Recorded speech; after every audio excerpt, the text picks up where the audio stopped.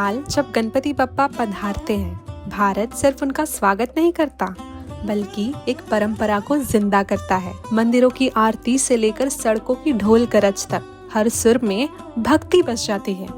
तो आइए मिलकर गणपति बप्पा की धड़कन ढोल ताशा को सुनते हैं।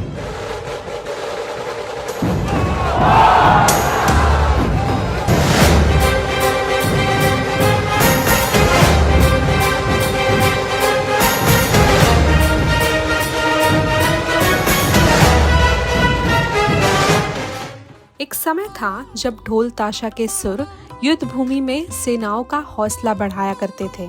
आज वही सुर गणपति के आगमन पर बजते हैं, शक्ति को भक्ति में बदलते हुए।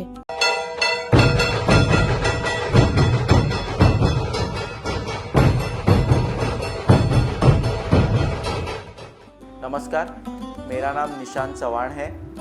मैं आरंभ प्रतिष्ठान का एक वादक हूँ और कमिटी मेंबर हूँ। मैं जॉब करता हूँ पुणे में, बाणेर में। मैं एक आईटी सेक्टर में वर्किंग प्रोफेशनल हूँ। आरंभ प्रतिष्ठान एक ढोल ताशा पथक है जो शुभ कार्यों में हम लोग ढोल ताशा बजाते हैं। हमारे जो त्यौहार है संस्कृति के, उसका हम स्वागत ये ढोल ताशा बजाकर करते हैं।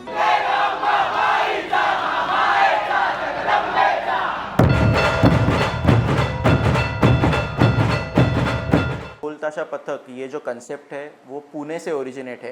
तो 1965 में जब बहुत सारे रेस्ट्रिक्शंस गणपति मंडल पे आए, तो वो टाइम पे अप्पा साहेब पेंडसे वो प्रोटेस्ट दिखाने के लिए कि आप गणपति मंडल के विसर्जन उत्सव पे ऐसे निर्बंध नहीं डाल सकते, तो वो टाइम के गवर्नमेंट को एक एज अ प्रोटेस्ट करने के लिए वो खुद उतरे।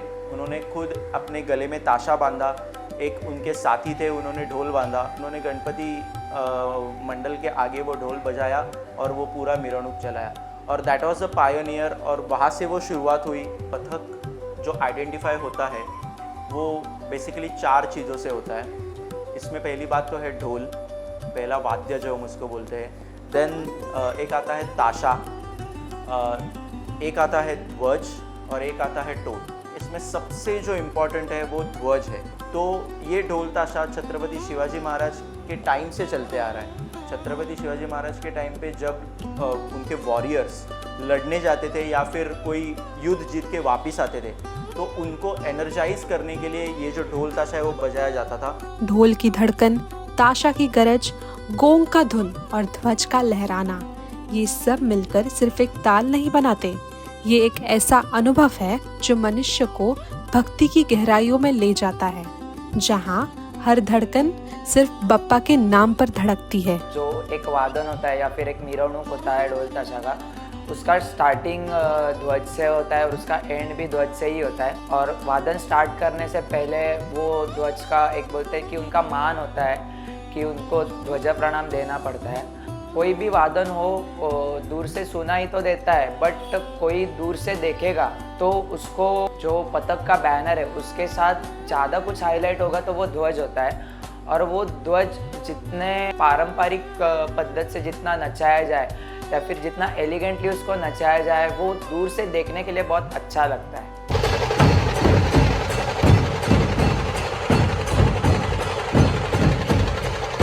ढोल के बिना ताशा अधूरा है और ताशा के बिना ढोल अधूरा है। तो अगर आप दोनों कभी सेपरेट सुनोगे तो आपको वो नॉइज़ लगेगा, बट जब आप उसको साथ में सुनते हो तब आपको एक रिदम महसूस होता है और वो एक रिदम आपको भी एक एनर्जी देता है।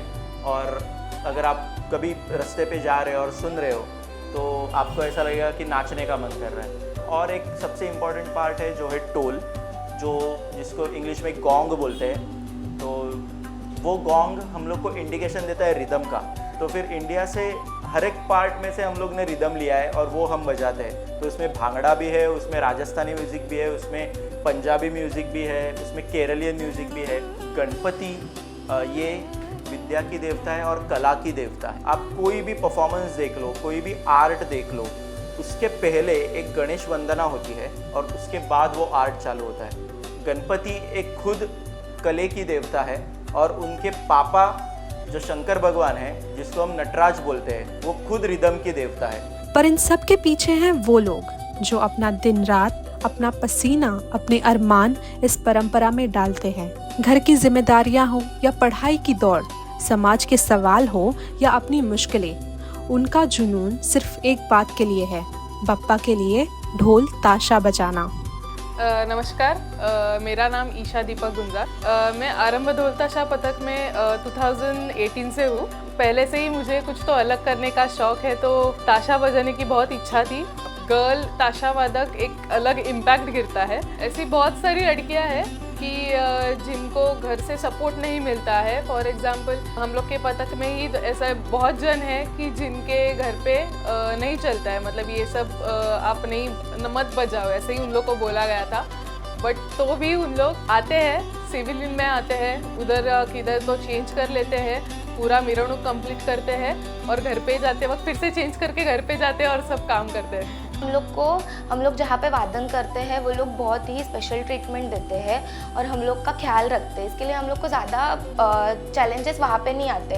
बट एज अ ऑडियंस जो हम लोग को देखते हैं, वो लोग ये उनका थॉट रहता है ये लड़की बजा रही है तो इनका पावर अच्छे से आता होगा ढोल बजाने के लिए, ये लोग पावरफुल बजाते हैं या फिर कुछ, ये सब चैलेंजेस एज अ गर्ल हम लोग ने फेस किए।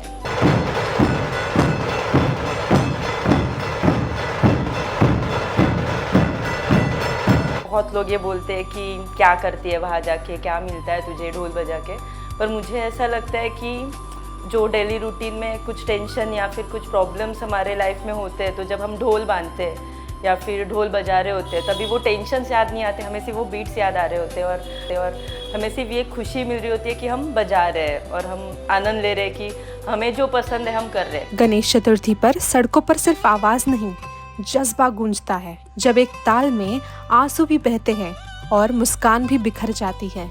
ये सिर्फ ढोल ताशा नहीं, ये एक सामूहिक अनुभव है जहाँ हर इंसान अपना दर्द, अपनी खुशी बप्पा के चरणों में समर्पित कर देता है।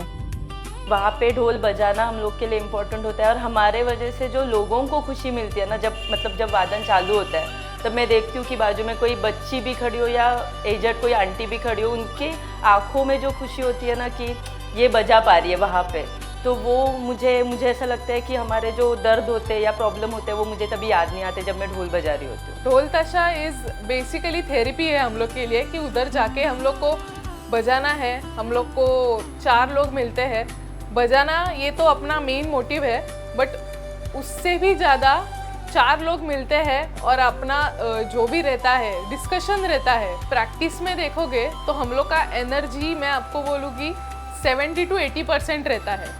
बट जब हम लोग मिरवणुक में जाते हैं, जब बाप्पा को देखते हैं, तो हम लोग का जो एनर्जी रहता है वो 150 से 200% बढ़ जाता है। मतलब बहुत बार ऐसा भी हुआ है कि बाप्पा का मूर्ति देखा है, वादन चालू है, लोग रो रहे, मतलब इतना भी रहता है कि उससे पहले का जो उन लोग का बोलते हैं ना कि काम किया रहता है, मतलब जो भी मतलब बाप्पा आने वाला है तो जो भी तैयारी किया रहता है, तो उसका जो फल मिलता है, उसके वजह से भी ऐसा बहुत बार हुआ है कि लोग रोए हैं। मतलब इधर चालू है, हम लोग बजा रहे हैं और लोग रो रहे हैं। तो वेस्ट में ही हमारा एक वादन था और मैं सबसे लास्ट खड़ी थी, बाप्पा का मूर्ति मेरे पीछे था और वहाँ पे बहुत सारा क्राउड होता है और हम लोग बजा रहे थे और हम लोग 2 मिनट के लिए हम लोग ने ब्रेक लिया था पानी पीने के लिए। तो एक एजेड आंटी मेरे पास आई और उन्होंने बोला कि तुला बघून मला वाजवावसं वाटलं।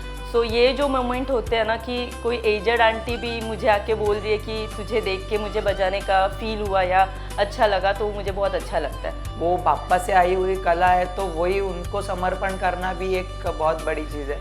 मतलब एज अ डिवोशन हम लोग को बहुत अच्छा लगता है कि जब बाप्पा आते हैं तो उनका स्वागत उनके ही दिए हुए कला से करना। जो सुनने वाला होता है उसको तो आनंद देता ही है, बट जो बजाने वाला होता है या फिर जो खुद वो कला सादर करता है उसके लिए वो और भी ज़्यादा आनंद देता है। ये म्यूज़िक ऐसा है कि वो पहले अंदर से फील होता है। मतलब जो हर ढोल का एक ठोका होता है वो जब आपके हार्ट बीट पे, मतलब वो जो बेस होता है वो आपके हार्ट बीट पे जब फील होता है ना, तो अंदर से ही आपको वो नाचने का मन करता है। गणपति बप्पा का आगमन हर साल होता है, लेकिन हर साल वो हमें कुछ नया सिखा कर जाते हैं। मंदिर की आरती हो या सड़क का ढोल ताशा, भक्ति अलग रूप लेती है। पर मकसद सिर्फ एक ही, बप्पा से जुड़ना। ढोल ताशा कोई आवाज़ नहीं, ये एक परंपरा है जो हम सबको एक साथ बांध देती है। ये हमें याद दिलाता है कि जब बप्पा हमारे बीच आते रहेंगे, उनकी धड़कन, उनका जोश, उनकी गूंज ढोल ताशा के सुरों में हमेशा जिंदा रहेगी।